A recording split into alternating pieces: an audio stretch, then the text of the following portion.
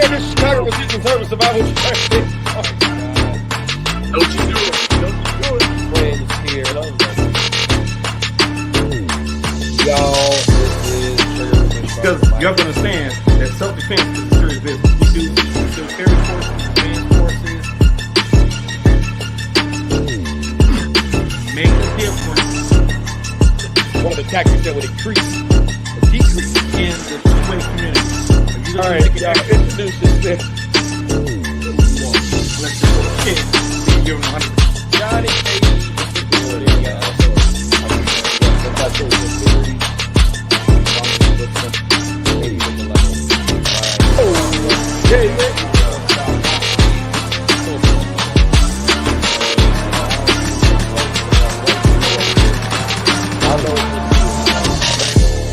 You already know what it is. I saw that, and I've done my share. I'm about to put yours up here too. Look at this one. My comment is, I want. hey, you'll be back. Hey. But no, so Marquise Miranda, PC. What's up, man? What is going on? Chat, we are back in the building. Oh, what's going on?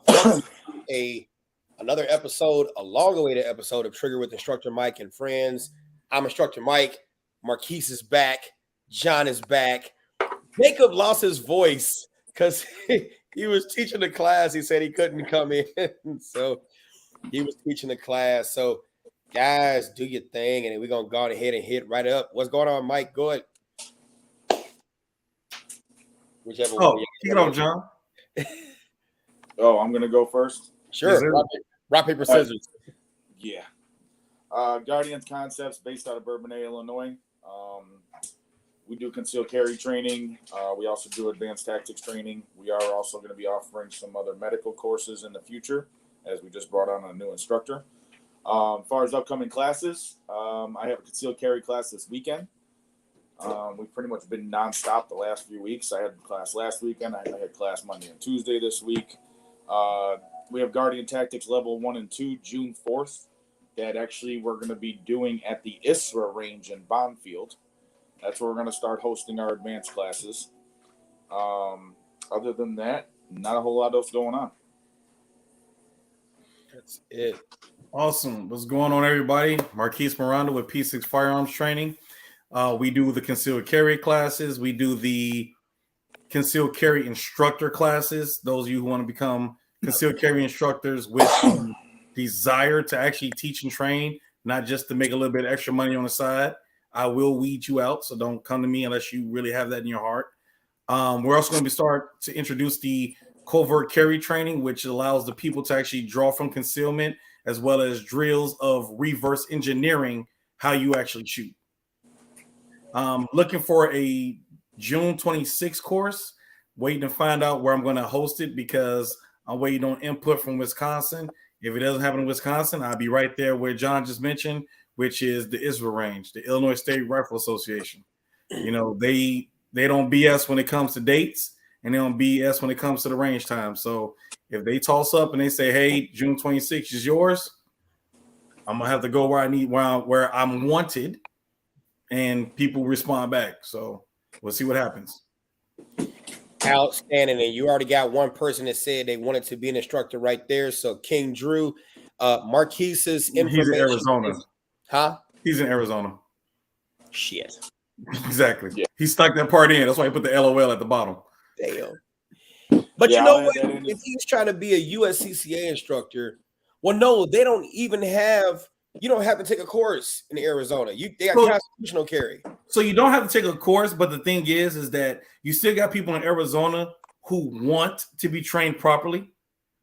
So it's still good to have that instructor who's willing to still teach you the proper methods, besides the fact that constitutionally you can carry a gun, but it doesn't mean that you know how to carry a gun constitutionally. True. Well, King Drew, hit him up. Okay. Yeah. King Drew knows it. That is another thing as well. I'll throw in for us real quick. We are looking for other instructors to help pick up our class load that we have coming up. Yeah. So people are interested, hit us up. We do have an instructor class coming up in June. If you do come on board with us, it is a year program as far as mentorship wise. You will work with us for that first year, and then from there, if you decide you want to stick with us, then you can. If you want to branch out and start doing your own thing, then obviously we're well open to that. And that's going to always be a great thing. Yes, what's going on? All right, do us all a favor. If you're watching this on YouTube, share this. If you're watching it on Facebook, like it, comment, share, tag some people in it. Let's get these numbers up because this is going to be an interesting conversation. We, of course, are going to be talking about the Buffalo, New York situation that took place, and not just that. Even though the Buffalo, New York situation is the catalyst of the conversation that we are going to have, because it is an important one to have. But the question still comes on the mind as, what are you going to do? What are we going to do? That is something that's very important to talk about. What are we going to do in this given situation? First of all, your thoughts about the Buffalo New York. I mean, I don't know who all didn't hear about it. Guess we can go on ahead and play the video and then talk about it. For some who did not hear about it, this one's about a 9-minute video. So, yeah, what are your thoughts about it before we even go on ahead and dive into it and talk about it? Whoever wants to go free fall. So, thoughts. Strategic, very strategic. He knew to go to a place where there was no resistance, which is literally the definition of active shooters, active threats, which we prefer active threats over active shooters because, again, if you do the same thing with a knife, you're still an active threat. Mm-hmm. He knew where he wanted to go. He knew where there would be no resistance, where he could have mass casualties with no resistance. And New York, I mean, it says it in the news. He traveled 200 miles? Yeah. 200 miles just to do what he wanted to do, which was find somewhere where he can cause the most amount of damage in the least amount of time with little to no resistance. Now, there was a security guard there. Okay, there was one. I don't know where his shot placement was, but supposedly I think it was in his armor, not on flesh. Mm-hmm. So that's something totally different. We always talk about, how good guys with guns stop bad guys with guns, but good guys with guns have to be trained to stop bad guys with guns. And you have to know that if something ain't working, there's a reason why it's called the Mozambique drill. And if the Mozambique drill don't go 2 to the body, 1 to the head, now we go 2 to the body, maybe 1 to the pelvic girdle, 1 to the core artery. But again, without knowing what this man was dressed like, we got incoming. Oh yeah. Without knowing what he was dressed in, what he was wearing, and all the other good stuff, it's one of those situations. Yeah. Those of you all who are watching, let's get the numbers up. Like, comment, share. What's going on, Unc? Shoot to win. I know you're dropping right in. He just flew in from LaGuardia, having an awesome time in New York. So shouts out to you again. Are you hearing us? No? If you can hear us. Why he acting like the real Unc? Does this thing work? Are you trying out your new Beats by? No, hold on. Are you trying out your Beats by Dave headphones? Beats by Dave, right? And yes, you can conceal carry in New York, but they are what they call a may issue state. Mm-hmm. So a may issue state, for those of you who don't know, is that the police can choose whether or not, if you have a need or desire to carry. They can choose it. Right. Where Illinois is a shall issue state, which is if you have nothing wrong with your background and you just get it because nothing wrong with your background. Yeah. Yep. John, well, it's not like you're muted right now. Oh, you good? Okay. What are your thoughts, Unc? We're just talking about our thoughts on the Buffalo, New York shooting. Marquise offered some wonderful thoughts. John, what are your thoughts? And then we'll go on ahead and. I mean, across the board, he was investigated previously. So, again, we look at everyone always wants to blame the guns as the problem. Okay. There's problems with the systems that are in place. And everyone always says, let's add more gun control. Let's add more gun control. No, how about we just utilize the stuff that's in place and utilize it correctly? Right. You know what I mean? Prime example with us, you know what I mean? Obviously going back off of Buffalo, but the Aurora shooter. Okay. He was convicted of domestic violence down south. Should have never had a FOID card in the first place. True. So again, it's the gun control that we have that's not being utilized correctly, allowing people to gain access to things that they shouldn't have access to. So it's not that we need to ban guns. It's not that we need to ban guns. The guns are not the problem. The gun is a tool. Okay? The tool don't operate without a person. Amen. So, but, Stephen, we could say it's a mental health issue, but I think that does the conversation a slight.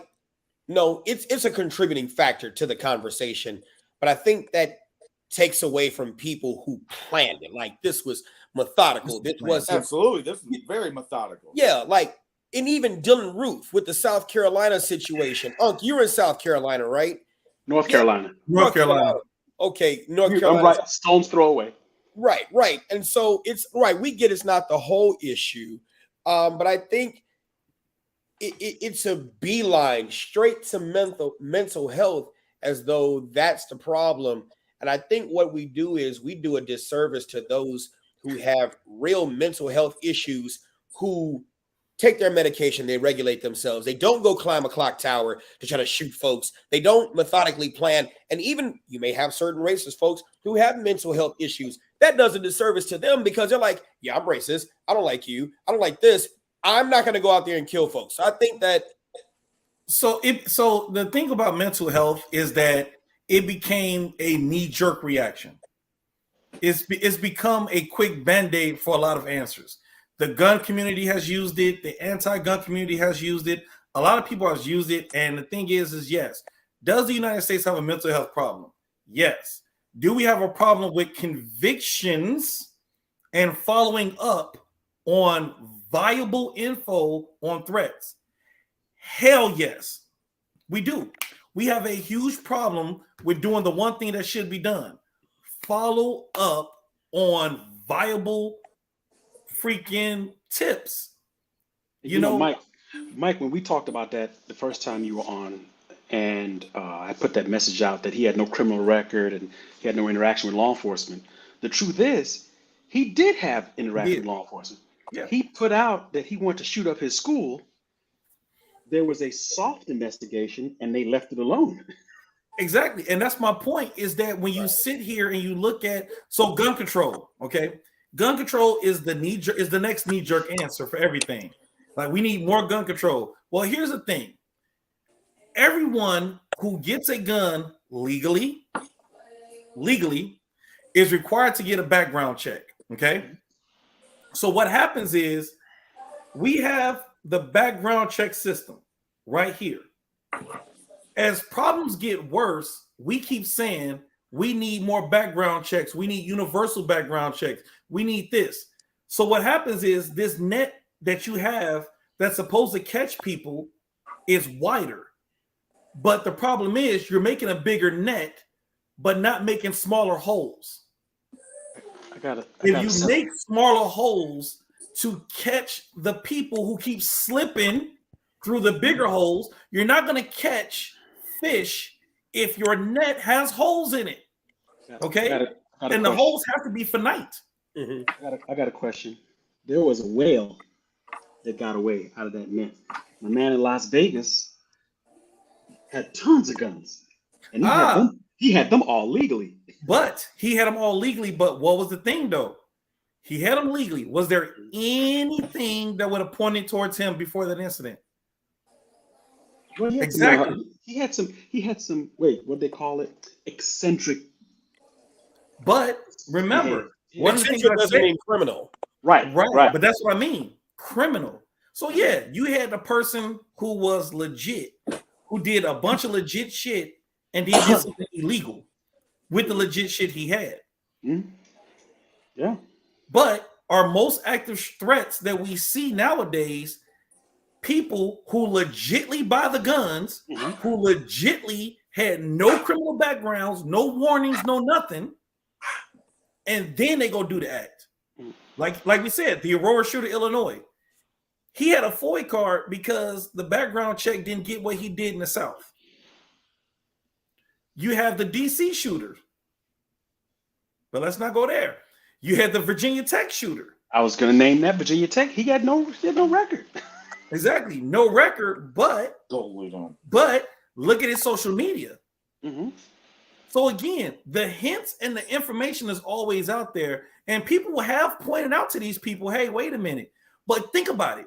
When do you hear about the person having issues? After. Yeah. But, and think about it, and I want you to imagine this. You get the person, and then the info about them comes out about something wrong with them, right? Mm-hmm. Look how fast that info came out. The info had to exist for it to come out that fast. Mm-hmm. So if you think about it, we always want to say, let me phrase that, I'm sorry, not we. People always want to say gun control, mental health, and everything else. But the problem is people aren't doing their job. It was a viable threat, and no one acted on it. The boy, hey, if we want to call him batshit crazy, great. But you know the difference between insanity and genius? Is a very thin line between insanity and genius. Right. Let's not pretend. Look, and again, no disrespect. Look at Kanye West. The man's a damn genius, but he got some stuff going on in his head. And then I think some of the perspective is there is that desire to control guns and firearms, the Second Amendment, but there's also this fear of misclassifying individuals with mental health. There's this fear that if we take this approach of, and those of us that are old enough remember when the war came and they started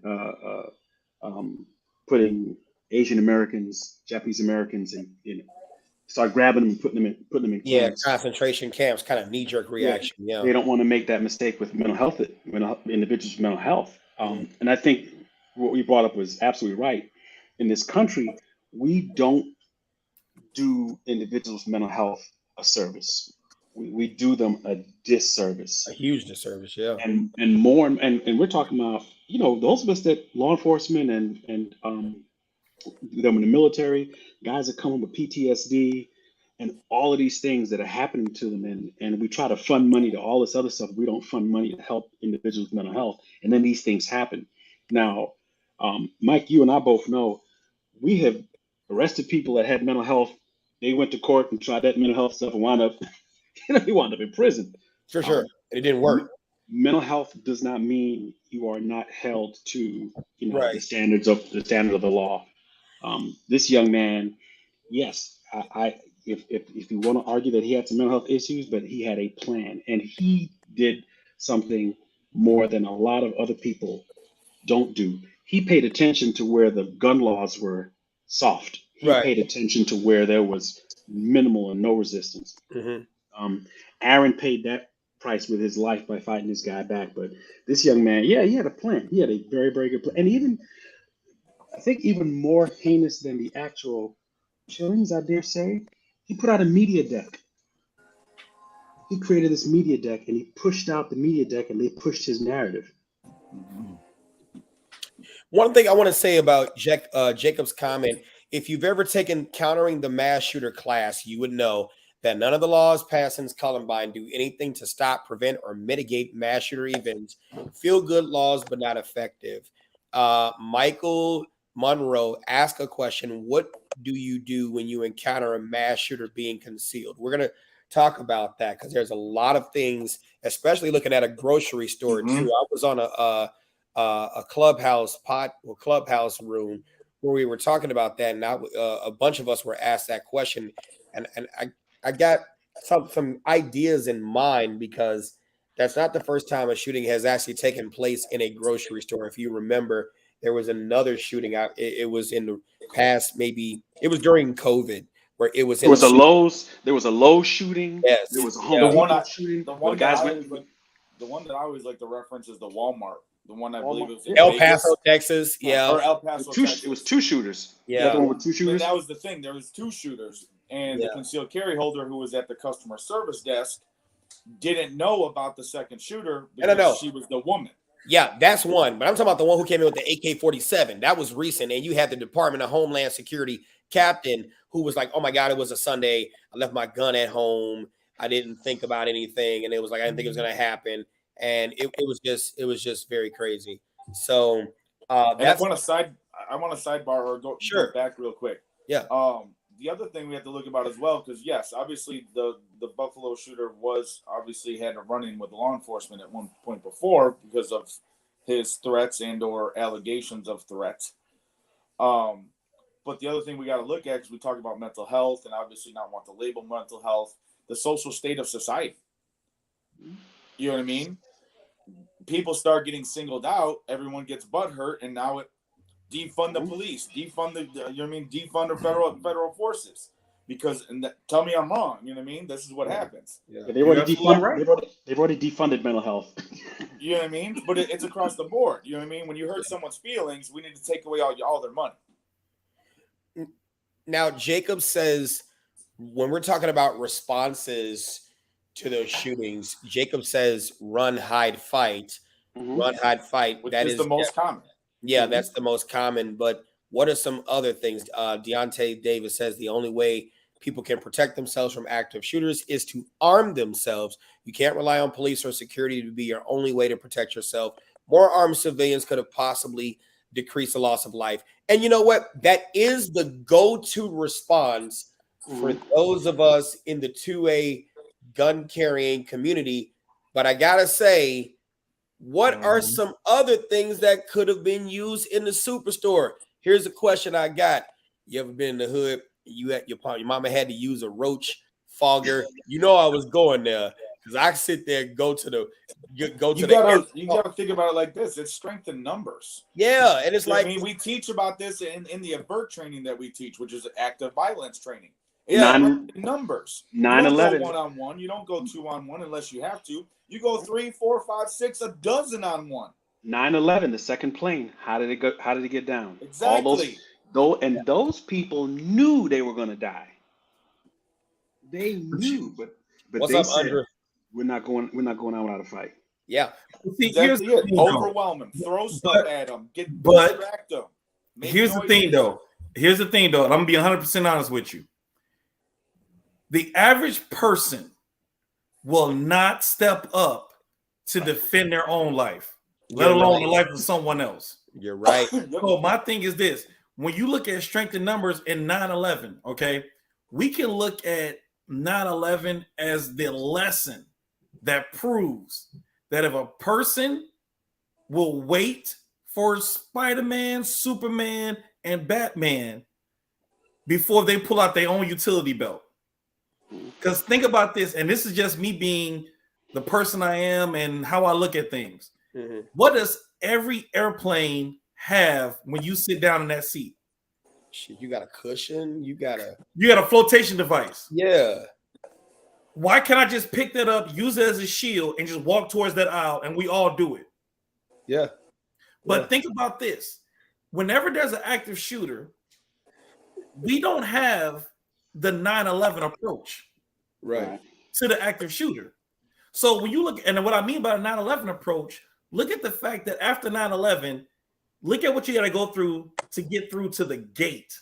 Look what you have to go through to get to the cockpit now. Reinforced steel doors, pilots being armed, the whole nine. Everything changed after 9/11. But people have this thing where I don't think it can happen to me, so I'm not really worried about it. I'm like, you know what? It won't happen to me. It can't happen to me. Or was that a gunshot? Is the shit that gets people killed. Because a lot of active shooters, forget that. Someone keeps putting up there. A lot of active threats, and not even a mass shooter. Okay? The 4 people on this screen are mass shooters. We shoot a lot. That's a mass shooter. We actively go to the range. That's an active shooter. Okay? And there's no such thing as assault rifles. Now, except for one, the STG-44 is the only assault rifle ever created that's an assault rifle. I digress. Anyway, the average person is not going to defend their own life or the life of someone else. I have literally witnessed active shooter drills. You know some quotations? Because active shooters aren't real. Thank you. Active threats where 20 people were in a room. 3 stepped up to fight. And I'll jump in on that. And there's another caveat to that. And some of it's going to go, obviously, to what we continuously preach, which is training. But anyone tell me, and I'm sure I'm obviously going to hear the answers, but what happens in a fight or flight self-defense situation to you as a person? What's the first thing that happens to any person when they're involved in an oh shit moment? Freeze if you don't know what the fuck to do. Well, first thing is at that starter response. Heart rate goes up. So first thing is that chemical cocktail dump. Right. What we talked about, we learned about from our military days, chemical cocktail dump. So the adrenaline, the endorphins, the dopamine, the serotonin, everything dumps out of our brain into our bodies. They suffer audio occlusion. And that's what I was going to get to. So once we have the chemical cocktail dump, then what happens? Because of that chemical cocktail dump, we get hyper focused on whatever the threat is, which means what? We form tunnel vision, right? Everything else gets blurry. The only thing we're staring at is the gun, the person, whatever the case may be, that is about to hurt us, or the fear of that if that person isn't directly in front of us. So now we start visualizing, you know what I mean, through the tunnel vision aspect of, oh my God, oh my God, oh my God, I'm going to die. This person's going to shoot me. Then from there, what happens? Performance degradation. All your gross motor skills, your fine motor skills, everything else breaks down. Well, no. I would tend to disagree. What you will have is that gross motor, which is the decision to run. Within reason, some people freeze. You know what I mean? Like they stand dead still because they're just shell shocked. And then the final thing is the auditory exclusion, like you were talking about. No one hears shit because they're so focused on and time slows down into God knows, you know what I mean? 2 seconds last 35, you know what I mean, hours in our brains. James, so it's hard to say. It's hard to say when people don't jump. You know what I mean? It's that whole thing, that whole process is rolling over them, and they've never experienced it before. And that's the thing. James Hawthorne said it, and I'm saying what he's about to say that precedes what another point is that it can happen at any time and it can happen anywhere. People better wake up and stop waiting for someone to come save them. You are your own first responder, and it is exactly true. But one of the things that I've been seeing across social media is, and I'm going to go there and just say it because this is an incident, with black folks, and then they want to reference the Charleston, South Carolina situation with Dylan Roof, and it's time to go take a concealed carry course. It's time to go do this and go do this. Let me go on ahead and throw in some realism real quick.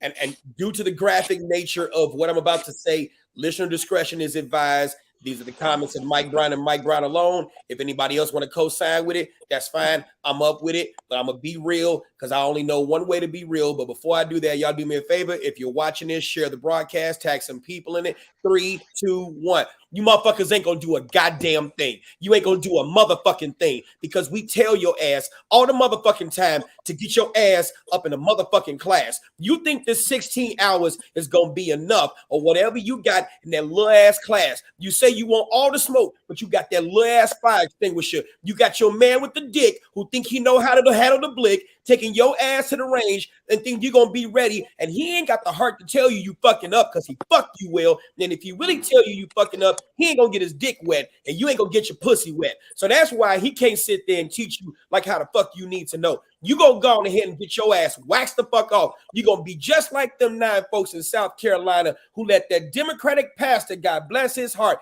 preach that anti-gun shit, and that's what got them killed. That's what got them killed. We tell y'all all the time that 16 hours ain't enough. You need to have your ass in training. Now you wait till some black folks got rest their soul, they get killed, and now it's the time.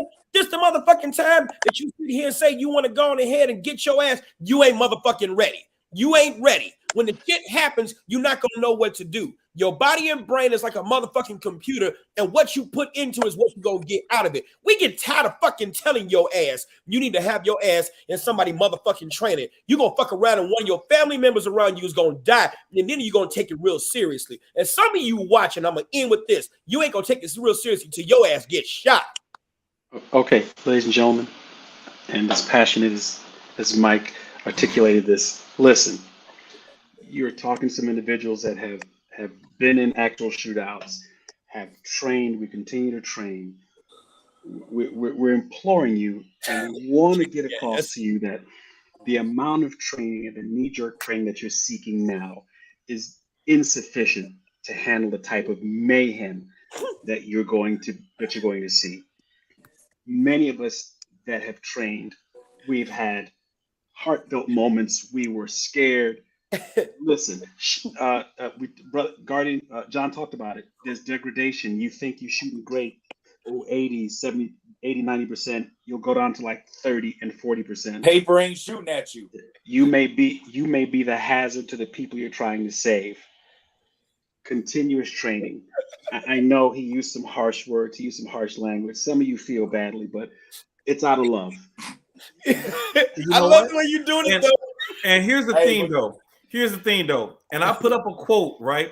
I don't want to pronounce this dude's his name horribly, but I have loved this quote for centuries.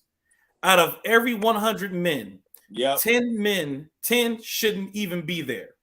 80 are just targets. 9 are the real fighters. But the one is a warrior, and he will bring the others back. So here's something that has been a quote I have followed for a very long period of time, and I keep hearing it in other classes I've helped teach and stuff that I've trained in, and I sit and I think about that. That is the epitome of what you're dealing with right now. You got a whole bunch of targets out there. Mm-hmm.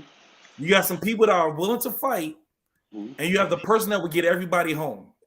Mm-hmm. You, in my personal opinion, you need to figure out which one are you. And if you don't know which one you are, start with a concealed carry class. Start. That ain't the end. That is literally the stepping stone. I would say even before that, I would say take a situational awareness class. You don't have to go to a rank. But wait, we got. Listen, there are people that teach situational awareness. That's not in your concealed carry class. Hold on now. Hold on. Y'all are something There are else. people that teach situation because if some of those people you talked about decide that they're not that person, these people, like you talked about that pastor in South Carolina, they're hard, dead set against carrying a firearm. Gavin DeBeck in The Gift of Fear wrote it. As a society now, we do more disqualifying of things than qualifying. We train ourselves to disqualify things that we see are potential dangers. Sure. We do more. I'm sorry. So learn how to be visual. Katie had to come in on this one. Just like you said, the Homeland Security director. Oh, I didn't think this would happen. You were the director of Homeland Security. Right. You're supposed to always think that way. Gentlemen. Hello there. Okay, what's going on? Mike, real quick, sidebar. So in class yesterday, when I was at the range, it's funny how you went on your rant and talk about getting wet and I won't be able to get my thing wet and this, that, and the other. So man and woman at the range, man showing woman how to shoot. I walked up and handed him a card. I said, if y'all want some real instruction, boy, why don't you come to a class? Because telling you, both of y'all need some better instruction. telling you. So, needless to Remember say, that guy? man was a little bit butthurt yesterday. Remember that guy? Yeah. If you remember this guy, y'all do us a favor. If you value, y'all do us a favor. Just please share the content, because this stuff, we're gonna give you as much that we can without giving it all away, because y'all need to come take a class. Y'all do, because we could tell you what to do, or we could tell you certain things, but we need to see you. We need to see your stressors. This is the guy right here from the Waffle House shooting. Mm-hmm. The Waffle House shooting, where another white guy, right? And we're not going to sit there and say it's all white guys, because, hey, the New York subway, Marquise was just talking about this, Buddy ass was black. And we hear the black community, the NAACP and all these other folks come out and sit there and say, well, this is a travesty. Hold on. How many people actually know about that one? Out of our Everybody. watchers, out of our current watchers, who knows exactly what Mike is talking about? Everybody. Here we're gonna see who's sheep and who pays attention to what is outside of mainstream media. Sure. And that's it right there. They rely on mainstream How media. I see it. I'll call it exactly how I see it. Who actually Lame. knows about it? Lamestream media. Yeah. Ryan said he never heard of that one. Well, I'm going to play it. This guy right here, the shooter that came in, Travis Reinking, and he was, by the way, his defense counsel, Travis Reinking, right? That's not the black guy shown here, right? Travis, they tried to use the mental insanity defense. Guess what? The shit did not work on the jury. The jury convicted his ass. But this guy right here, he was the one where everybody else was running. Some people were hiding. Some people were playing dead. And when you watch the video, I kind of don't want to show it on YouTube, but I kind of do. But no, I can show it. I can show it on YouTube. I just This is a YouTube video. No, you're fine. Yeah, I can show it on YouTube. And we can watch this. Yeah, we can watch this. No, I can even show it on Facebook. It's fine, because this is a part of another. I can't just do the standalone video. You had to learn YouTube shit. But everybody else was hiding, running, playing dead. He hid too, but he ran out, and he struggled with the guy getting the gun out of his hand and then rushing him out of there. And when asked in the media, why did he do it? Because people are thinking, oh my God, he's a hero. He's a hero. He's like, I wasn't thinking about nobody else. I was thinking about myself. And I love it. Preservation. Yes, I wasn't thinking about nobody else. I was thinking about myself.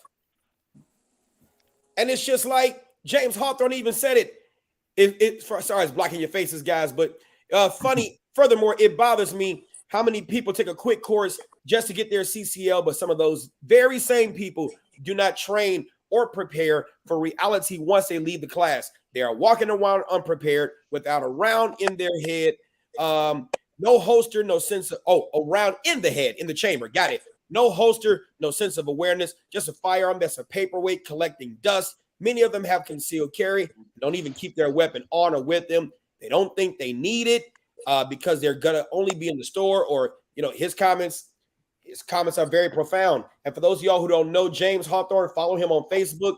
You want to talk about him reporting information that happens in Chicago. I mean, a lot of us get our news from that. He does an excellent job of keeping it real. And we are Facebook jail cellies. So, Mike, here's a perfect analogy. How many people that spar or take a boxing class would say that's enough for them to get in the ring with Mike Tyson? Hell no. No, it's a perfect analogy. You're thinking taking a CCW course, and I don't know why people think a CCW course is going to be anywhere near putting them ready for an active shooter situation. We train law enforcement all the time, and we watch their scores tank when they do force-on-force training. And under boxes. Hey, I got one for you. I just did a class a couple of weeks ago, and the young lady, she said this is her second time coming, doing the class. And I asked her why. She said, running into some issues, yada yada yada. So I said, what did you learn in the first class? She was like, nothing. I was in and out of there in 30 minutes. I said, say what? Wow. She said, yeah. I paid him. 30 minutes later, he had my certificate, and I went ahead on. Oh, Did she give you the info of the instructor? She wouldn't. Then she trashed too. She wouldn't give me the information of the instructor. Then she trashed too because she had a certificate. We don't want to say that you're trash. At least she sought additional continuing training. Bruh, if you sit here and you take a 16-hour course in 30 minutes because you felt like you didn't have the time to sit in that class, and you're gonna accept that certificate and not report that instructor, trash. Basura. So look, we going over manipulation of a firearm, and she said, I already got a pistol. I said, you do, huh? So after we go through the whole, everything about manipulation of the firearm, she said, I asked her, I said, well, what did you learn today? She said, I learned that I've been carrying a pistol in my purse for a whole year straight, and I didn't know that you had to pull a slide back to put one in the chamber. I damn near fainted. I damn near fainted. I said, so you've been carrying around a paperweight, huh, all this time? She's like, man. I said, I'm glad ain't nobody ever get after your ass, because you would have been dead. And let's be clear. You do not need a concealed carry handgun license or permit to be able to defend yourself from a lethal threat. You don't have to say, well, I need to go take this course in order to create in me that thing I need to protect myself. They need fundamental, comprehensive training, all BS aside. You have to understand this platform, understand how this thing works. Now, if you want to carry that's something extra. Yeah, we'll talk about it's a base, it's a stepping stone. But ladies and gentlemen, y'all need to familiarize yourself with the firearm. Understand how that thing works. Understand, and we've taught it the mind of a shooter. You got to know what you're able to, what you're capable of doing in that situation.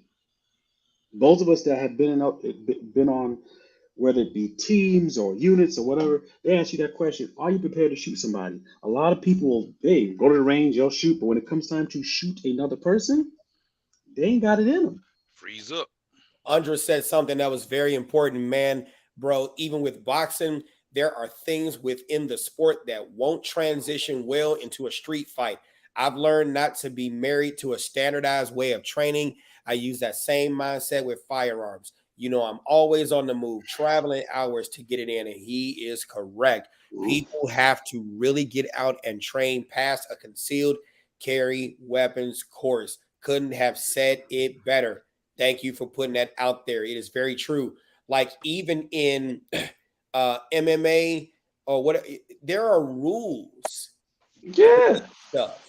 But in a street fight, in a gunfight, one of the things that people ask me all the time is, especially when I ask people their real why, you're going to get I ask them two things: who's ready to kill, who's ready to die, right? Then once we get past that, right, well, then tell me your real why. Tell me why you're really here. Well, I'm here to protect. Motherfucker, don't give me that bullshit. You're not here to protect. You here because your cousin got shot and you scared. That's what I want to hear. Now that we gone ahead and break that line, and if I'm lying, I'm flying, right? People, if you in the comments and you've been in my class, back me up on this shit because I said I own bullshit.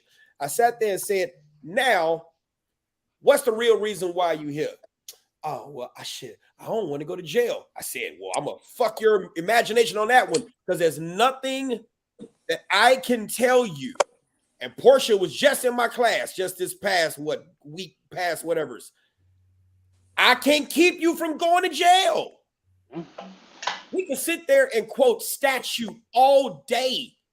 And I put quality instructors on this panel. So I know everybody, we all teaching ballpark the same thing. They have various specialties.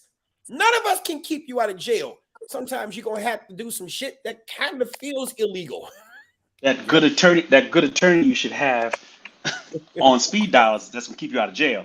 Yep. It goes down like this. We're not Teach you carrying just guns not to go to jail. We're carrying guns not to be in a pine box. Yeah. And then at the end of the day, I can give you no absolutes and contextually based questions or ideas. Hell yeah. Everyone always looking for absolutes from us. They always want, what should I do in this situation?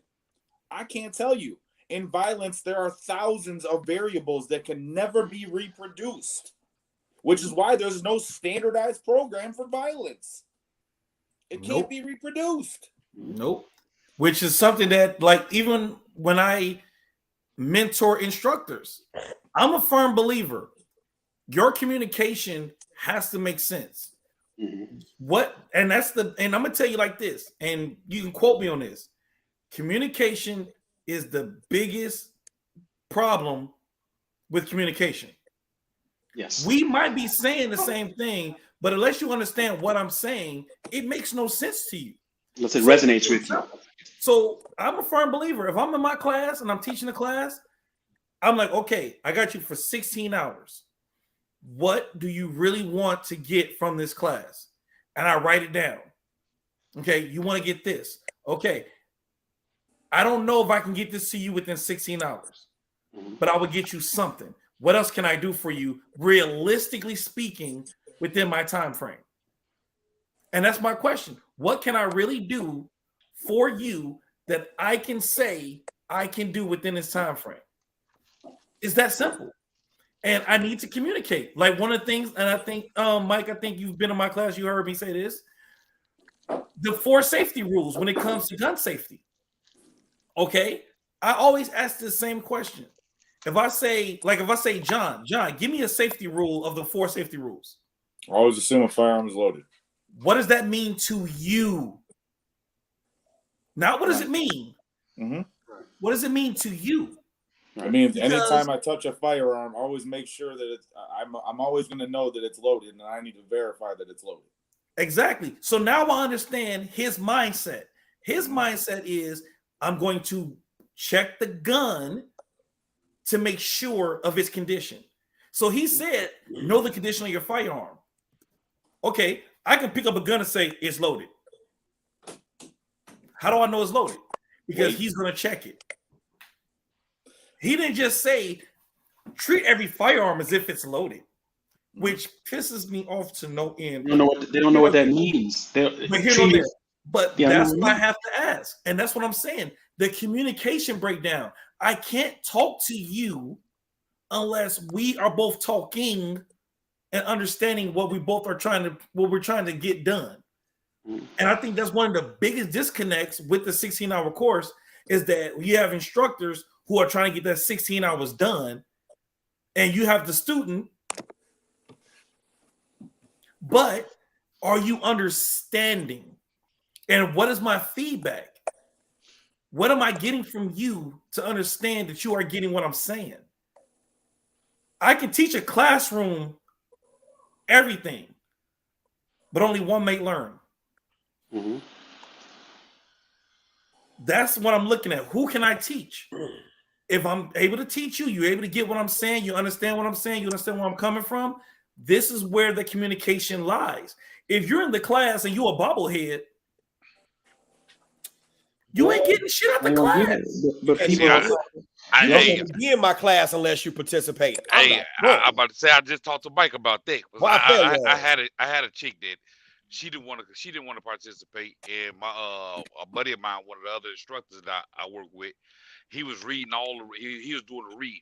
I took the book, I told her to read. So she read everything that was supposed to be read, quick, low, and to herself pretty much.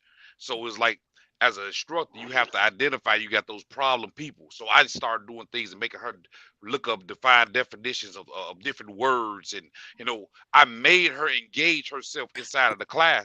And once she started seeing that I wasn't going to just allow her to sit in my class and just be a bobblehead, as you call it, she really started getting into the class and really started to learn things from the class.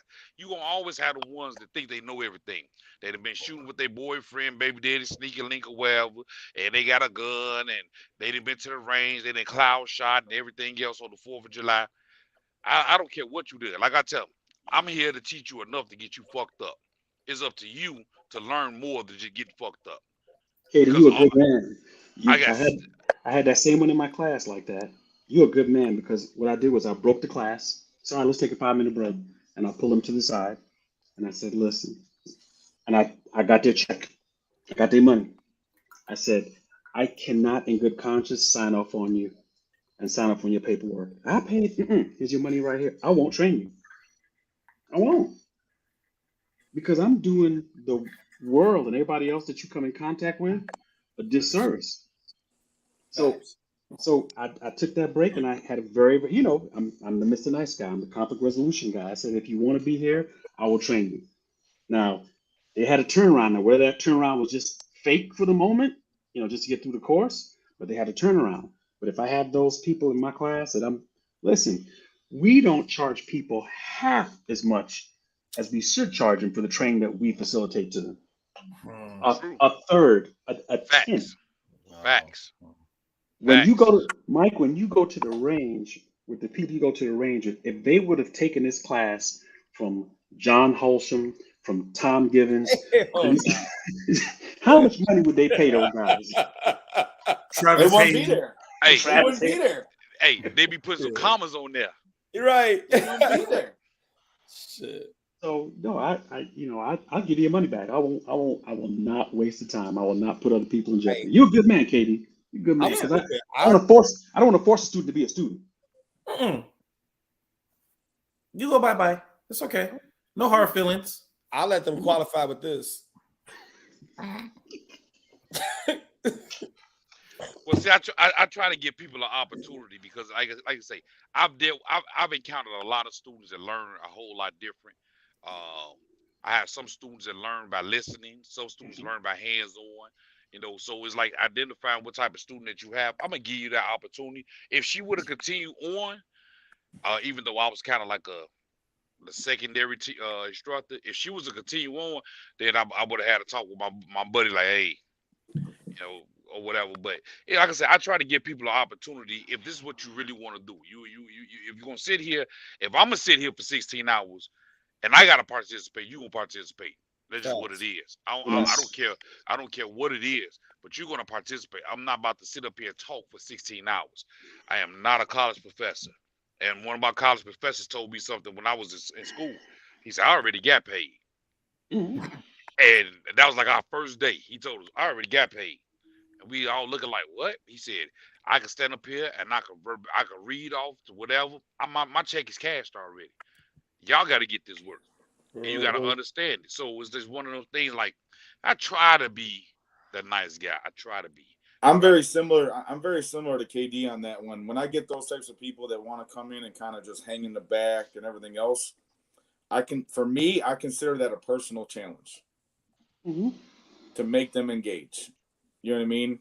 And talk with them, get them talking. And again, this is just me. You know what I mean? This has always been who I've been. Get them to engage, get them to truly understand when I start getting into the psychological effects, you know what I mean, of being in self-defense incidents, things like that, you know what I mean? So actually getting them to understand, getting them to engage, for me, it becomes a personal challenge. Because if I can break them and get them to engage, well, then I completely changed their whole, you know what I mean? Even if they took nothing out of it, they came in thinking that they were just going to chill in the back. Right. And so for me, I was able to break that right off the bat. You know what I mean? And I tell everyone, I was like, you can go through this entire class and I may not pass you. Hell, this entire class is going to be based on whether you pass or not. Plain and simple. If you can come in here and be freaking phenomenal and have the best participation in the world, guess what? If you don't shoot, you know what I mean? Shoot what you need to shoot. And you know what? Guess what? You don't pass. That girl that I'm talking about was a great shot at that. Immaculate grouping. And it's amazing how some of them are. Mike, you remember the girl I called you about with the nails? Yes. Did you know that girl got 29 out of fucking 30? I can believe it. And actually handled every drill like a freaking ace.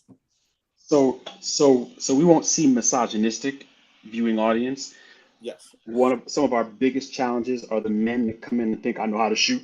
I'm coming here. I know how to shoot. I'm coming here. Coming off. I'm a All right. shooter, son. I'm a shooter, son. I've been shooting since I was able to walk. I was a recon, Navy, Air Force, Airborne, Ranger, SEAL, DEFCON 5, SAS, Salvation Army Major.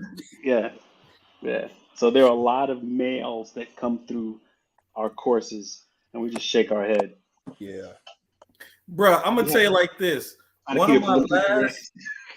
of my last concealed carry courses, I was teaching in God,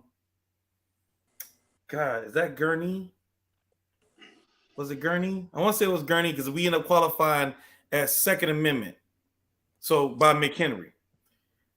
She took about 2 hours to do 30 rounds.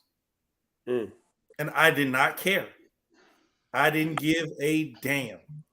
Because number one, it was her second time ever handling a firearm. All right. Excuse me, let me phrase that. Second time handling a live firearm. Because we do dry fire drills on day one. Like you got to learn how to load, unload, clear, and everything with a real firearm in my class. So yep, same way. You can't do it with a real firearm in my class. You ain't touching no live firearm at the range. Hang it up, boo-boo.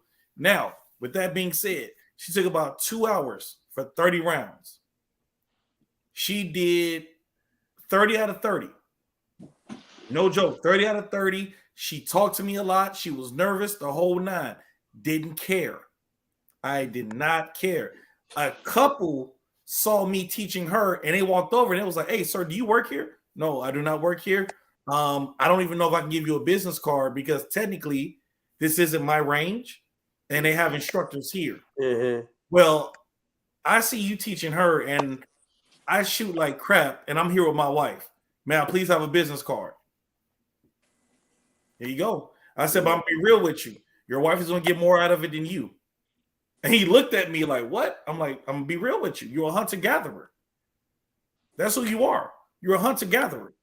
You are a man who have been killing buffaloes and stabbing tigers your whole life. So I might can give you some tips here and there, but mentally, you already know everything.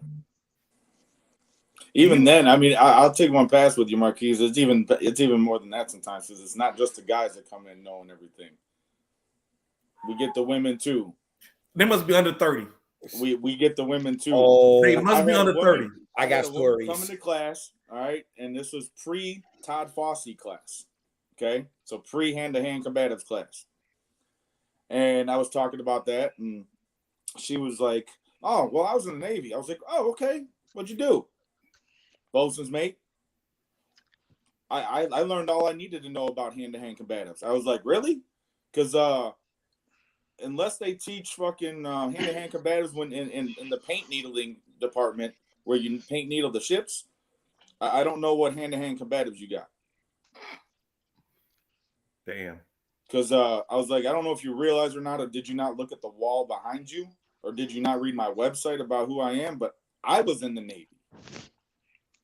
So therefore, guess what? I know what a bosun's mate does. And they ain't hand to hand. Hey, let me ask you this, John. They maintain the ships. You know what? They do hand to hand, bro. Wax on. I mean, hell. Now, are there clean the window? Are there bosun's mates? You know what I mean? Are there bosun's mates that went into, you know what I mean, SF programs or went on the boarding teams, you know what I mean, and gained some other things? Absolutely. But you weren't one of them. When we do our combatives course that first day, I don't ask anybody their pedigree. We put gloves on, we put headgear on, and I go on the mat. I go on the mat with me. We just go 4 minutes. So the first thing I say is, "You ready?" "Yeah." And I punch you in your face. Bam. You're like, whoa. You said you was ready, boo-boo? Hey, that's how you know. That's how you know if the person's real or not, because they're gonna do one of two things. They're gonna back the hell up, or they're gonna walk the fuck in. Right. And I would say 80 to 90% of people when they get that first, they go, "Oh."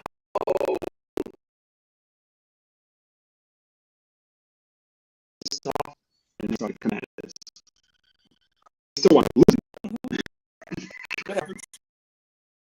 Because I have a large number of students in my class. But sometimes that could be both a good thing and that could be a bad thing. Mostly it's a good thing. And I will sit here and say that you said the feed is slowing. Yeah, I'm not doing it. All right. Is it slow? Can you guys still see us? Yeah, You're good? Okay. Yeah, it says it's slowing. I'm watching the numbers kind of go down. All right. Well, I'm going to keep on going because we're recording anyway. And if it slows, we can always record it and put it back up. So it's fine. But one of the things that I said, you said you had to refresh. Okay, it's good now. Okay. One of the things that I saw was you don't know who you're getting when you're getting your students. You got people who have been recipients of trauma directly or indirectly. And this young lady, when she was shooting, and by the way, she was shooting a Glock 44 chambered in 22. And she was crying. Mm-hmm. And it's like, I remember you told this story before because she'd been through some trauma, right? Well, this is a new one. This is a new one. So I get these kind of often. So she was crying, and my first response, yes, Portia was in that class. Thank you.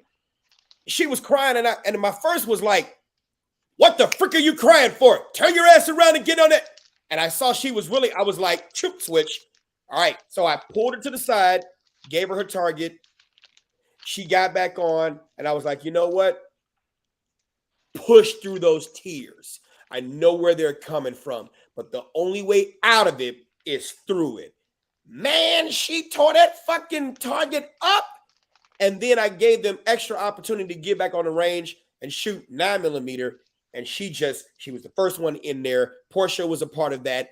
And it's like instructors and those of you who are instructor candidates who's going to go through people like Marquise's course, and other folks who teach instructors, you do your students a disservice when you allow them to use that trauma as an out, as an escape. You do them a disservice when you don't stay in their butt and you don't have them push through that. You're doing them a disservice. They got to know that the only way out of it is through it. Amen. They got to know that. Well, you have people that actually think, and we talked about this before on one of your other lives, that if they maybe go with the person that's trying to abduct them, if I just let them do whatever, and I'll just get through it. And that kind of thinking is I don't know where it comes from. And there's some people that will just say, okay, if he grabs me in the car, I'll just go, let him do whatever and then get through it. That moment that you're going through that will be the worst moment of your life, and you're not bound to survive it. Yeah. Yeah, and that was good. Hot Bros was a part of the class too. He said she was awesome, and at the end, definitely proud of being in that class to witness the success in her eyes. I'm telling y'all, look, the conversation was supposed to be about Brooklyn, New York, and it still is because, truth be told, Buffalo. That's what I don't know why I said Brooklyn. I think I said Brooklyn. Something else didn't happen. I think I said something else didn't happen. Shit. Somebody like, no, Mike, don't mess with Brooklyn, baby. But the thing is that how many of us would be willing to, I thought she was going to quit. How many of us would be willing to, in that moment, just say, you ready? You ready? We could die, but you ready? Hey, Mike, you know what I noticed also with that video? What's up? A lot of people, you know how me and you always talk about plan A and plan B. Expect the worst and embrace the best. Always having that backup plan. What I noticed, a lot of those people had no plan at all, but lay there like sheep. Yeah, but KD, a lot of people were 57, 67. There was a lot of elders. Yeah. A lot of I get that. I understand that. But what I'm saying is, like, the mindset is not like Mm-hmm. to, for someone that's been through or someone that's been an active shooter, someone that's has trained, it's like to take cover, to move to the furthest away from the gunshots and stuff. But a lot of those people are just laid it. So when we showed it in class, the girl said the same. This one chick was like, I probably would have just laid there, played dead. I'm like, man, listen, you got to have a plan B. You got to have a plan A, a plan B, a plan C. When you outside in the world and things are going on around you, especially here in Chicago. You go downtown Chicago, you got your nice, your nice duds, and you going shopping down Michigan Avenue on the Mag Mile. A lot of people are down there like airhead tourists, dude. Like they don't have a care in the world. But KD, look at, and I know John some of you guys have been in the military in the Middle East when a lot of those extremists take whole villages hostage and they line them up and they shoot them. You don't see nobody breaking the run. They sit there like sheep and they wait for them, and they're watching. If it's 10 of them, they're watching the first guy get shot, second guy get shot, and they're waiting for their turn. Wow. It's Mexico. Yeah, But, I've seen that. they line them up and the guys are standing there. Now we're all saying, if you take me, it's gonna be ugly. But see, my thing, where I was going with that, like someone need to have, they need to have a class as to, how it was in grammar school. They tell us when the fire, you stop, drop, and roll. Have a class on active shooters, even if you're not the one that's involved in it, even if you're not the one with the firearm to as far as getting away from the. And we do that all the time. We do that in active shooter training. There are lots. I do it for. I'm doing church security. We do it for companies all the time where they want to know what to do in an active shooter situation. That's where that run, hide, fight terminology comes from, Yeah, because a lot of people don't have firearms, and they got they got to be taught to, hey, don't just freeze in the moment. But that's something they have to. That one class is not what it's going to be, and that's what Mike is trying to tell people. This one 16-hour class, this one revolution of training is not going to prepare you for when this thing happens. You have to continuously train. And I think I had sent that message the other day. Why do you think that Navy SEAL, Special Forces guys, why do you think they respond so quickly? So their loss and their acceptance for loss is nil.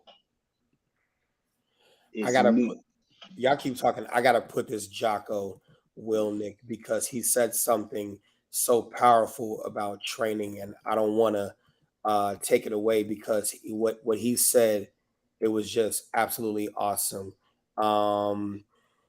Oh man, y'all keep going. Oh, there it is. Real quick, guys, I gotta bounce out for the night. Okay, all right, brother. All right, good to see you, John. All right, John. Talking with y'all. I will see y'all later. Everyone have a good night. Be safe. Shoot straight. All right. All right. Tenfold. All right, man. Here we go. We play this real quick. I think this is going to be rather important to even watch, because it's very true. Here we go. It was as crazy as a goal this may seem like. The goal was, okay, I want to make sure that these guys, if they get into a gunfight, it's going to seem easy compared to what they've been through in training. And I had countless guys come back to me and say, hey, this is the situation we're in. Here's the gunfight we got in. Here's the contact we got in. Here's the scenario we were in.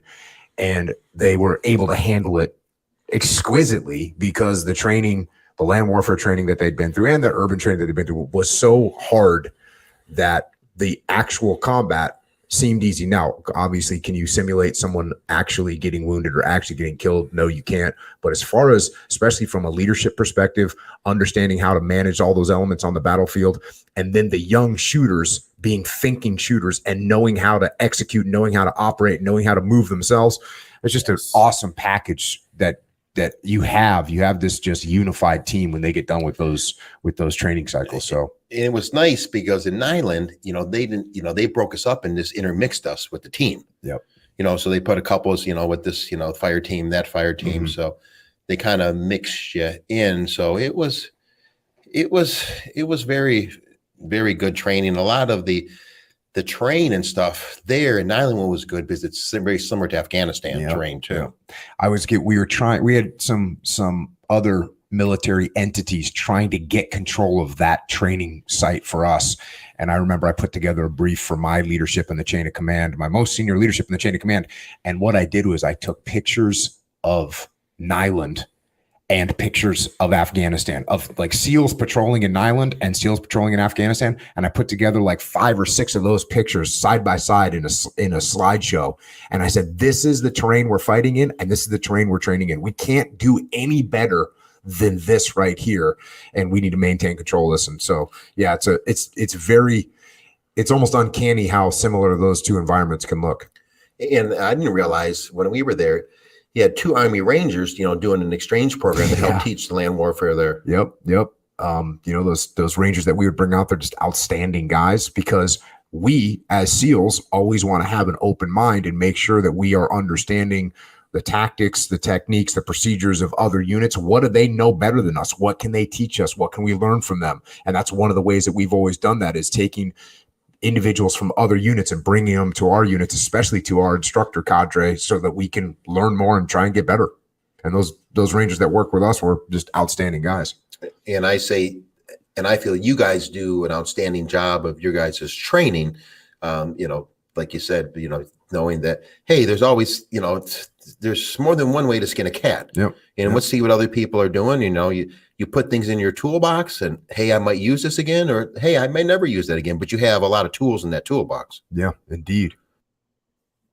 And I couldn't, that's a awesome video from Jocko Wilnick. If you haven't had a chance to Can you talk about your training schedules? If you hadn't had a chance to go follow his podcast, definitely something to do, because he couldn't have said it better. Making sure that your training is harder than the situation that you may find yourself going through. Making sure that that's the case. All right. We're smoking that Buffalo pack. What's going on, Red Pill Mike? Red Pill Mike, what's up? Shouts out to the Godfather, Kevin Samuels. Man, rest in peace to the Godfather. I saw that picture on there, man, for sure. Jacob Knoll, sweat in peace so you don't have to bleed in war. Sweat in peace so you don't have to bleed in war or train like you fight. All right, guys, we're not going to make this a 2-hour show today. It's probably going to end up being a short show, quasi a short show. Next week, it'll probably be longer, probably our usual 2 hours, because we're all getting back into the swing of things. And this was a great way to start it off. But final thoughts before we bug out. Hopefully Marquise is able to pop back in, but duty calls. All right, go ahead, guys. Katie, you the last one in, so you can be the first one out.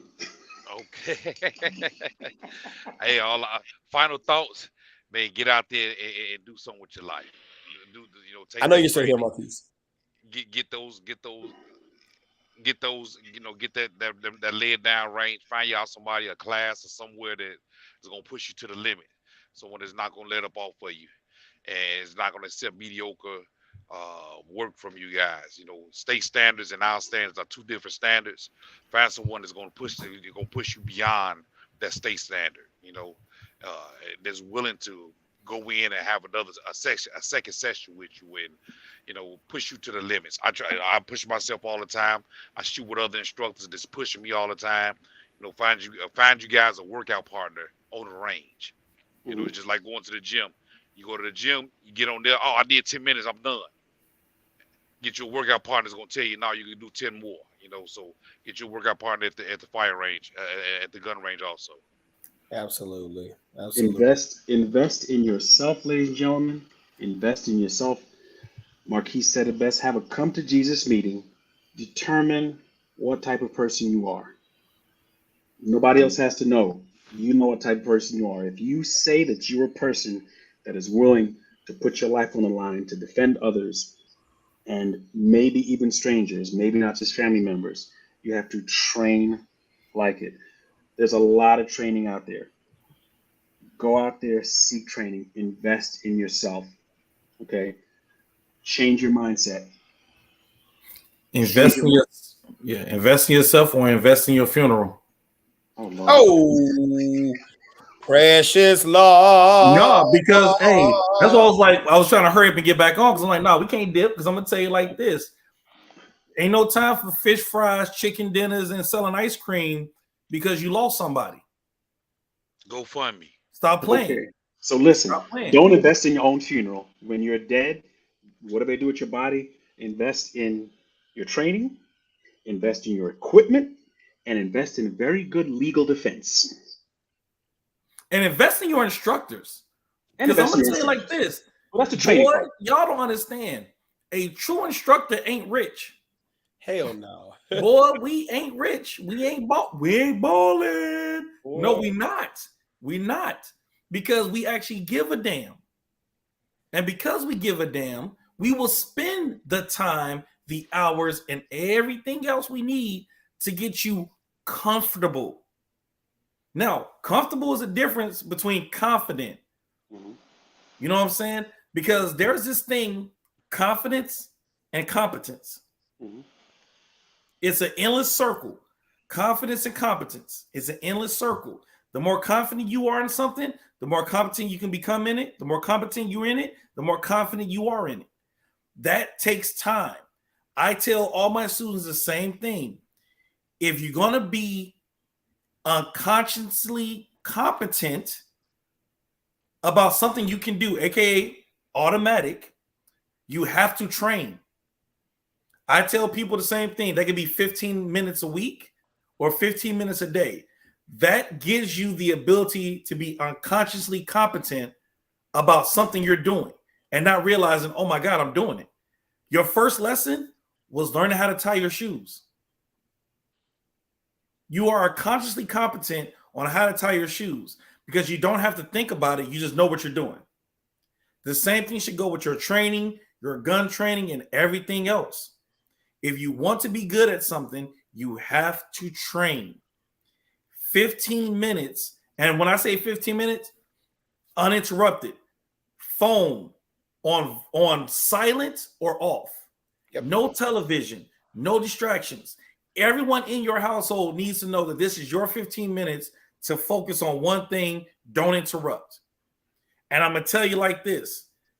Theater of the mind is one of the most amazing things.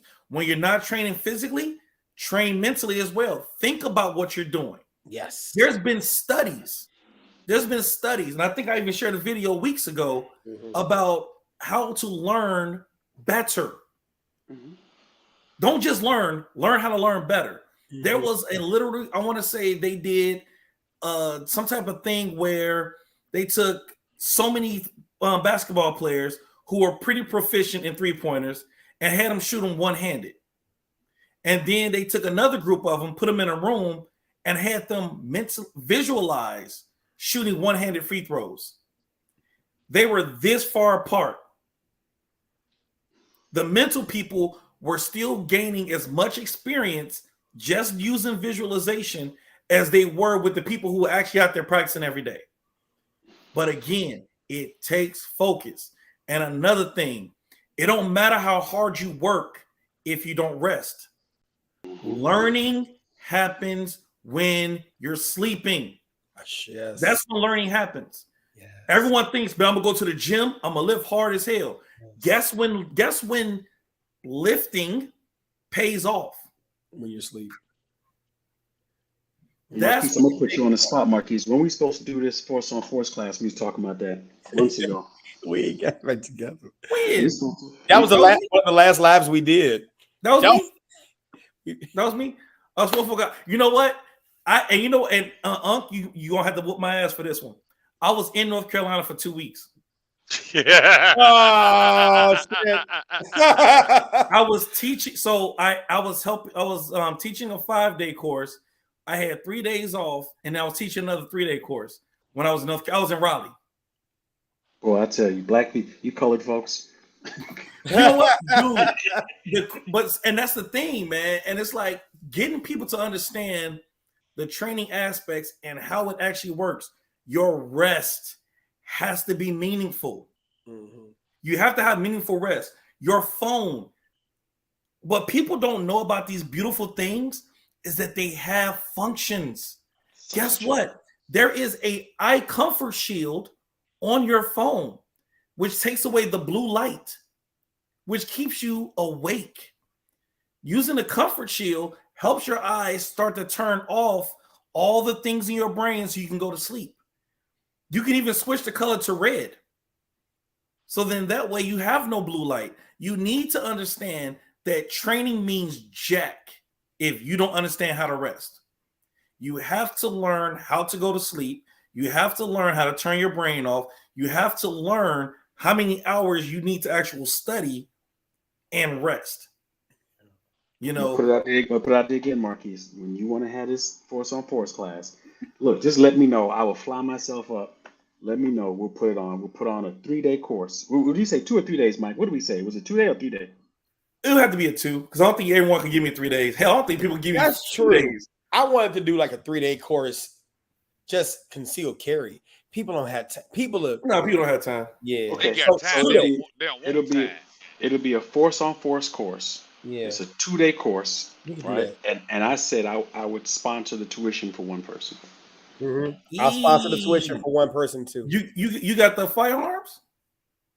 I've got. I mean, which the simunition firearms? Are you using simunition or UTM? Either one. I don't care. We want to. I mean, I'm a UTM instructor. I'm saying, but which firearms do you have? I have access to UTM. UTM? Okay. So we'll just need UTMs and rounds and a place to go play. And hell, even if I did it with airsoft, it would still just be a but we're working proof of concept. Right, but we're working on those mental dynamics. Oh no. I agree. You need paint rounds for true force on force. Right. Pellets, aka airsoft, is only used for proof of concept. Like teaching someone how to room clear and stuff like that. Right. That's airsoft stuff. You need ouch or you need look for you to understand what's working and what's not working. And that's it's just having a place to do it that would allow us to use the rounds, and we have to clean up and all the other good stuff. That's you heard me and Mike said we'll do the course. We'll sponsor. So that's at least 2 people coming to the course for free. Let's see if we can find some places too. Because I remember the last time there was not an airsoft. No, it was airsoft. They had a school that they were able to use. So we got to see if we can find a school. Hey, Mike, I think it's a school right over there in Markham that they was using. Markham's Homeland Security people were using. Yeah. So I'll see if that school's still available. Yeah. Let's do that. Because I want to get let's do that. Let's do that. You let me know. I'll fly in when you. Let's do that. Where it's gonna be. I'll fly in. You got it. Just bring all your gear though. Let's do that. Let's do that. I have no problem with New Jersey, but I can't bring a gun to New Jersey. Yeah. Because y'all don't allow hollow points. Yeah. And that's a felony for a hollow point. Yeah, do they even allow guns? No, you can bring a gun. You just can't bring hollow points.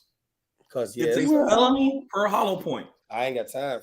So I think I want to say it's 10 years per hollow point. If you got your credentials, I just came from New York. If you got your creds, we ain't talking about you. I'm not a cop anymore. I ain't got no HR 218. I'm not a cop, right?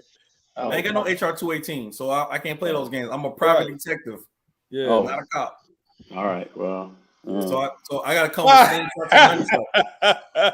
Hey, and ain't nobody trying to go get a button to do that shit either. Yeah. Because now you got to be on the streets. You got to play like you. Nah, man, I'm good. Hey, you got to list the bullshit.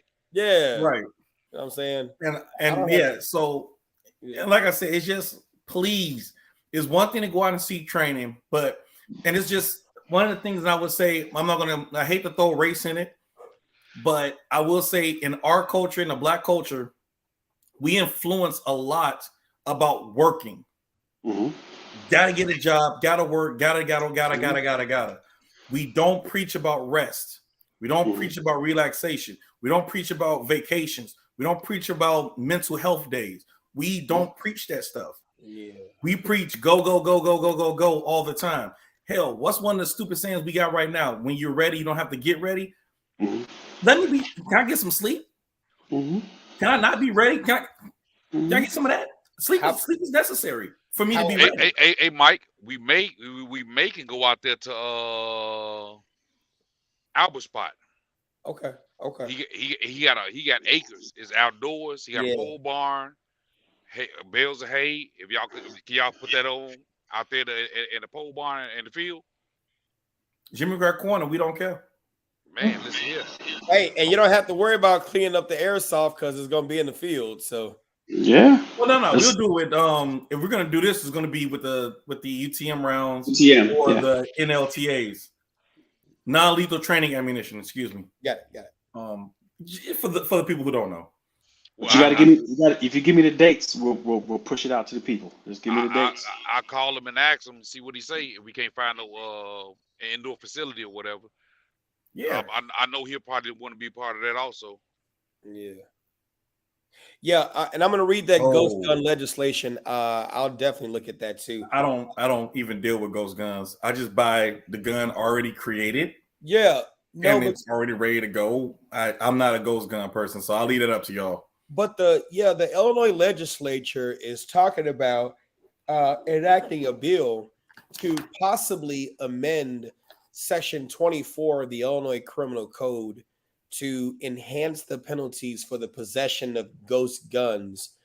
For those who don't know what that is, it's just a firearm that does not have any serial numbers on it that makes it untraceable. Just like the P80 polymer kits, people who are making 3D guns, stuff like that. And I'm going to read that legislation, but it's not going to stop shit. No, yeah, because they can't even they can't do no with the guns that are not traceable. So what's the difference? I'm just saying. You got a whole serial number. You still ain't doing shit. So it's pointless. That's the problem with our government.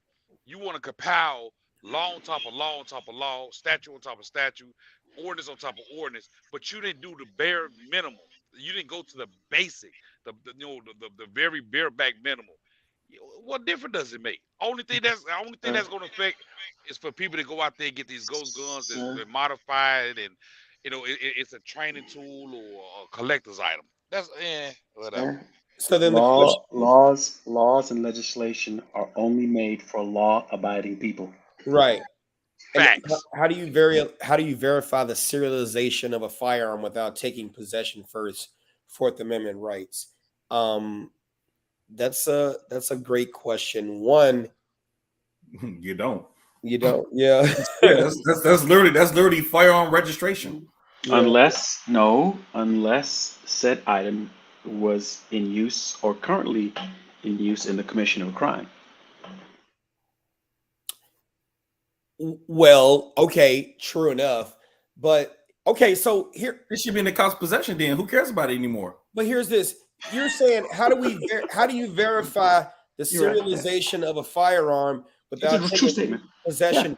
What's the context of it? Is the context of it that the gun was used, as Unc said, in the commission of the crime? Because I could tell you this, working with homicide, the serial number, granted, you got the barrel, you got the slide itself, and you've got the grip assembly, and they all have serial numbers, but then the serial number just proves this was the firearm that was used. But then you got the firearms and tool marks examiner from the Illinois State Police, who or from any crime lab, who will say, well, we don't really care about the serial number. We care about the bullet that was pulled out of the decedent and whether or not it's a metallurgical match to the striations inside of the barrel.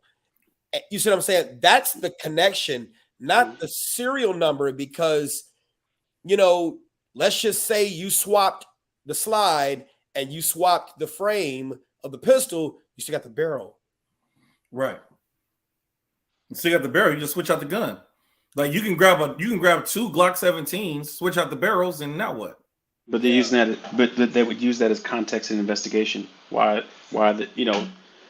it's windows we talked about. Well, so now the numbers on the barrel doesn't match, and numbers on the slide don't match. Why is that? What have you done? Again, but only if the firearm was used in the commission of a crime. So I used to tell my guys all the time when I was at the sheriff's office on a traffic stop. Oh, I saw a gun, so I checked it. I'm like, why? I said, why are you checking people's guns? If the scope of the stop had nothing to do with the firearm, all you can do is address the nature of the stop. And that's it. Yeah, because if you really think about it, when was the last time you bought a firearm that actually had a casing inside the box? Usually new ones do. Listen to my question. All the time. When was the last time you bought a firearm and there was a casing in the box? Springfield XD. 2020 when I bought my Staccato, it had a casing in it. Okay, so your Staccato had one, right? Multiple guns I bought didn't have one. Yeah, right. Springfield XD was the last one for me. Springfield XDM. They have the casings in the box showing that it was test fired and worked. Which was the other thing they used to do to be able to pinpoint it, because the company had that information on file too. Yeah.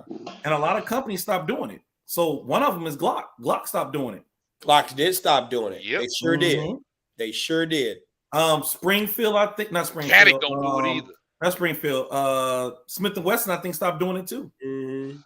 Because you can also tell by the I've done homicide cases, both as lead and as supporting investigator. I've been to the state police crime lab on Roosevelt multiple times. Like they use the bullets, they use the casings. Serial numbers play a part in it, but not a huge part because it's breadcrumbs in an investigation. That's all. Yeah, you know. But Blaze Global Media says the county already refuses to prosecute magazine capacity ordinances because the assumption is that a lower jurisdiction has already charges on the violator. But that's actually, if you listen to bond court like I do almost every day, the county doesn't refuse to prosecute magazine capacity ordinances. The county actually prosecutes anything like 30 rounds and greater. Like a 30-round magazine is an automatic aggravating factor in an aggravated unlawful use of a weapon charge. Like, we got to be careful of the things we ask for, because I carry 21-round mags. That's the highest capacity I will carry. And then you got your 15, you got your 17. Technically, in Cook County by county ordinance, unless you have a concealed carry license, 10 rounds is the maximum capacity, and that it's like the county has already got enough on their hands to, enforce that. But that would be definitely more to dig in, George. And so it boggles my mind. People are afraid about these magazine capacity laws. If the magazine capacity of your jurisdiction is 10 rounds and you got a 15-round mag, just put 10 rounds in it. Yeah. But remember the Clinton crime bill? Remember that in the 90s? Where they actually made the actual 10-round mags and then had the stamp on it. It says for law enforcement. Law enforcement, if you were right. Yeah. And it just depends too, because I know for Illinois, as a concealed carrier, we don't have a magazine capacity anyway. Yeah. As a concealed carrier. Right. And that's something, people just depends on the instructor who teaches you that tells you that. True. Because when you get stuck on, I'm in Hyde Park and we got a 10-round capacity, you're right. As a person who has a FOIA card, you have a 10-round capacity. Get a concealed carry. Yeah, yeah. Because if you think about it, and the best example I can give you, drive down 294 in Illinois. Most people don't know when you're out of Cook County. You're just driving in a direction. So unless you get to the Lake County, Lake Cook County Road or something like that? Yeah. I think that's actually the border. Yeah. Unless you get to that point, pull over, and you're like, okay, now I'm back in here. 1, 2, 3, 4, 5, 6, 7. All right, cool. Now I'm back to 17. Let's do this. No, just get extra magazines. Yes. Buy extra magazines. Nobody for to invest in that, man. My bags are steel. My bags are mad expensive, dude. I carry an 18 round and 2 19 rounders. Yep, and I carry in a vehicle 15 in the gun, 17, and 2 21s. So see, yeah, you got that heat like Pat Riley too. Yeah. So yeah, and I mean, Damn. That's what they're talking about. That's what they're talking about right there. They talking about your ass. Right. They talking about that North Carolina right there. So what you got? Reloading North Carolina though. Talking about some reloading tips. Yeah. Hey. Right. Hey. I ain't playing with them. So I got that green tip. I got that 85 special. YouTube, that was a pen. That was a pen. That was a pen, ladies. That was the 85 pen. Yes. Yeah. 919 in the building. What's going on? Front sight pistol shooting. What's going on? All right, here we go. The Illinois law, as written, says that any firearm that can accept a magazine that can hold more than 10 rounds is unlawful. I got to look at the specific statute, George. We got to actually have that conversation, and I'm interested in that because there is always context. Are you looking at 430 ILCS 66 or are you looking at 720 ILCS 5 section 24? For those who don't understand what we're talking about, 430 ILCS 66 is the Concealed Carry Act in Illinois. 720 ILCS 5 section 24 is the weapons section specifically of the Illinois Criminal Code. That's what we're talking about. I know, but every semi-automatic can accept a magazine that has more than the capacity. That's true, because the magazine capacity isn't determined by how many rounds it can carry. It's the width of the fucking mag. The length of the mag. The width of the mag well. Yeah. Right. Oh, if you're talking about the Cook County capacity ordinance, that's been faded. Yeah, that got faded out with concealed carry though. Yeah. That's not Illinois. That's Cook County. And here's this Crook arguably County. At the time of the inception of the Cook County capacity ordinance, was the Illinois Crook County was the you got me fucking up, right? Was the Concealed Carry Act in play at that time? And I don't think it was. I think the Cook County ordinance preceded the Illinois Concealed Carry Act. And so they never did any amendments to the Cook County ordinance to meet the requirements of 430 ILCS 66 because of state law preemption when you get the concealed carry, the license. Section 90, preemption. Right. Here's an epiphany. The people won't go out and train. They won't spend the money on investing in themselves or instruction or the trainer. You expect them to read and understand the law? We don't know. Oh. I mean, they should. That's why they watch shows like this, so we can break the shit down. Or get that light bulb moment. Hey, man, they ain't teaching that in that class. Yeah. Better stop fucking reading PowerPoint screens and actually get with a mentor who knows some shit so you can actually know something in your head so you don't have to look at the fucking screen. I'm sorry. You better get the instructor who sounds out the words. And wait a minute. Here's another epiphany. Every jurisdiction, every state has these things online. They could literally go online for absolutely $0 and read this stuff. They only got a smartphone. You can get it on your smartphone. First of all, a smartphone is only as smart as the person who holds it. Exactly. You can go to Google and put in gun laws for any state, and it will give you the PDF on it. Any state. It don't mean it's right. I'm just saying, it don't mean it's right though. Because you can Wikipedia some shit and make it right. Can I tell you something? One of the saddest things that I have to deal with as a children's book author is watching people who won't even pick up a children's book to read to their children. And at max, my books, the ones that I have that are children's books, maybe between 500 and 600 or 700 words. So if they're not going to pick that up to read to their kids, they damn sure not going to read a 15,000, perhaps 30,000 worded statute. That's like buying Playboy for the articles. I never thought it would happen to me, but why am I dating myself? Y'all know that's that Penthouse letters to Penthouse forum shit. Yes, some hustler. Yo, my God, yes. All right, I got to roll, man. Yeah, we all do too. Same Listen. here. I got a load of the morning, so. Yes. All right. Hey, but Marquis, I'm getting my rest this Saturday. Yes. Very good. The boat going into the water Saturday, so. Oh man, really? I'm out there.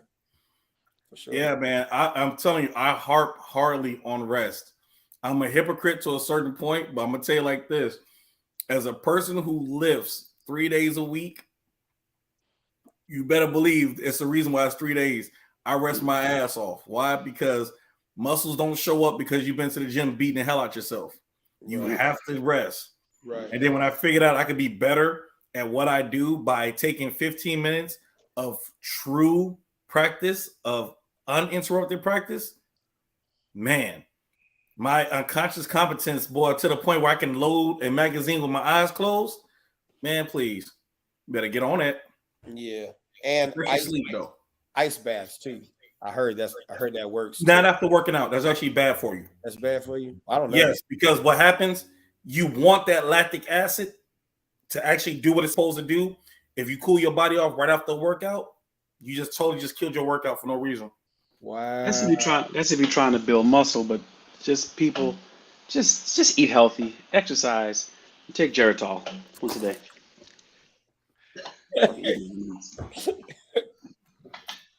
I eat what I want. Why? Because I work out. You done fucked all that up, huh? I eat what I want. I don't believe in diets. I believe in lifestyle changes. Yeah. Just do better. I'm gonna eat pizza. I'm gonna eat ribs. I'm gonna eat steak. Yeah, I can't touch that. I'm gonna eat all of it. But why? I take my ass to the gym. I drink my apple cider vinegar. I take my supplements. And I do a whole bunch of other shit just to make sure I can eat what I want. Oh Lord. And my physicals be on point, bro. No clogged arteries, no nothing. I believe. Why? Because steak is amazing. And so is bacon. This has been brought to you today by the Beef Owners and Associates of America. Kill that cow. Fuck it. No. You're not killing cow, you're not part of the now. No. I ain't touched meat in 8 years. Oh, you my hero. But you my hero. I want to aspire to that. I ain't but touched you my meat hero. in the last 47. How long I've been on here? Not the same. It's not the same thing. Yeah, I'm a meat eater, bro. I'm sorry. If it had parents, it's done. What's going on? You had parents and a post? Put it on the plate. Let's go. I did vegetarian for like 3 or 6 months. Dead. Oh, Jacob said, wait till you in your mid-50s. Yeah. Shit. I'm 56. Hey, don't be jinxing me, bro. I'm 40. I'm trying to get there. I'm trying to go to like Brazilian steakhouses on a regular basis. Oh, Lord. I want the meat sweats. And take the blue pill to smash. All right, here we go. I can't wait. Again, that was our signing off. Go ahead, Mike. Finish up your last thought so we can sign off. All right. Yeah, this was again a great show. Glad we are back. You all don't forget to follow Marquise, follow Katie, follow Unk, Shoot to Win. You know, definitely see the courses. Marquise runs some great courses. Unk runs some great courses. KD, myself, Viper Defense with Jacob. He just put up something down. If you're down there in Southern Illinois, he just put up a class. I think it's August 14th. August 14th. Save the date. August 14th. My first legal use of force for citizens seminar. Criminal defense attorney and a state prosecutor will be speaking. Only $20 to attend. All proceeds go to help local veterans charities. I'm guessing that's not going to be Kim Fox. What's up? How far downstate is he? Jacob, how far downstate are you? Because I know he's way down in next to Springfield. Yeah, he's I think he's gas $5 a gallon. But you know what? Hey, I looked at my calendar. I think what I can do is I want to come down there and support you, Jacob, because you're always on the show and you provide Marion. He's in Marion. Okay. So I looked at that. That's one of the weekends that I think I will leave open from my classes, and I'll drive down there to attend. Now, I know that the context is down there in Marion County, what plays in Marion County may not play well in Cook County. I know. But it's always good to get more education and, context and learning things, and I just want to support you. So I don't think I'm going to go ahead and just segregate that off to just drive down there, provided I don't think I have anything else going on. So either way, or just even send a 20, but definitely. George said I just turned 50 and I have to shit in the UPS box. You know what? Oh, Hey, Marquise, get the dates after Kai gets the information on that venue. Okay, cool. Force on force, and then we'll push it out and let people know it's going to be force on force training. Yeah. It's not a here to shoot you up, but we'll have the training element where you sit down and just get a synopsis of it, go over some fundamentals, go over some drills, and we'll put them in a realistic situation. Well, here's the thing, and I'm down for it, but we would need role players that aren't us. Yes. And we would have to actually train the role players to do what we need them to do. So that's the only reason why, for me, I've never done one, because on average, I would need 5 to 6 role players who only job is to do that and not be, man, I can't wait to fuck with the students type stuff. And I don't like that. So I'm down, but like I said, I need 5 to 6 people to be. Sometimes you only need one role player. Sometimes you need one good role player. I want to give them a break because that's a lot of hits to take. Yeah. I've got some elements because I've done it, and you need one good, because basically it's one. A lot of times people, you overwhelm people if you give them 2 and 3 shooters. You give that person one good shooter. Oh, no. I meant like literally that many role players, so that way you don't know who's the shooter. Right. And I don't want to use the students as role players because they're going to be missing out. So, for example, if I have role players who are just sitting there at the table, that's still a role player who's sitting at the table. You can, but you can use the same role player. You sequester the students. I feel you. We'll talk offline. Yeah, we'll talk about it. We'll put it out, and we'll everybody sign up for it, man. One opportunity. Yeah. One opportunity to come on here. Definitely gonna sign up for it. Yeah. Okay. You all make sure that you follow everybody here. Yeah, and we're back. We're gonna go ahead and keep going. We got plenty of great shows coming. Head on the swivel, get your ass in someone's class, get some extra training, go do some outdoor shooting, indoor shooting, a whole bunch of other different shooting, and take some. Man, it's just we got more to talk about. So let's go on ahead and get that rest. Because when Marquise was talking about that, I was like, damn, this sleep show does sound good right now. So because rest is important, man. Damn, for sure. Take that shit. All right, you all. Stay safe. You all be safe. We are out of here. What's going on there? This is Chicago with Seeking Service Survival. Don't you do it. Friends here. Y'all, because you have to understand that self-defense is a serious business. We do carry courses, advanced courses. Make a difference. One of the tactics that would increase or decrease in the two-way community. All right, y'all introduce this thing. Let's just go kick. Give him 100. Johnny